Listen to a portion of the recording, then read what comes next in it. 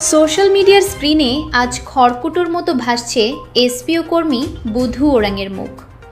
পুলিশের পোশাকে মদ্যপ অবস্থায় জনসমক্ষে আসাটা অবশ্যই অন্যায়, যা কোনোভাবেই সমর্থনযোগ্য নয়।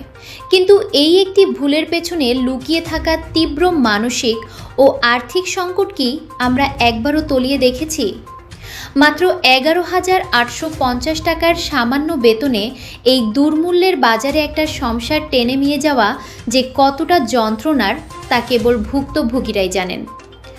আমাদের সমাজ আর প্রশাসন বরাবরই চুনোপুটিদের ওপর ক্ষমতার দাপট দেখাতে ভালোবাসে। একদিকে যখন খোয়াইতে কোনো এক প্রভাবশালী নারী নেত্রী সরকারি গোদাম থেকে সিমেন্ট চুরি করে নিজের প্রাসাদসম অট্টালিকা বানানোর অভিযোগ থাকা সত্ত্বেও কোনো প্রকার তদন্ত ছাড়াই বুক ফুলিয়ে ঘুরে বেড়ান প্রশাসন, তখন অন্ধ থাকে। অথচ অন্যদিকে সামান্য এক দরিদ্র কর্মীর ভুলেই নড়ে চড়ে বসে সেই প্রশাসন। দায়ের হয় মামলা, কেড়ে নেওয়ার উপক্রম হয় একমাত্র চাকরিটাও।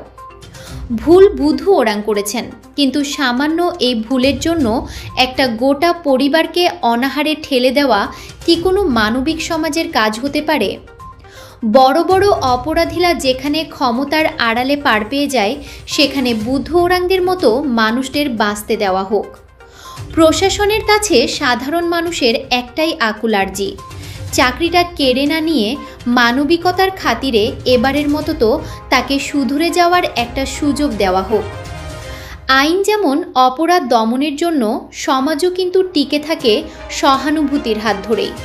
ব্যুরো রিপোর্ট, আজকের ত্রিপুরা।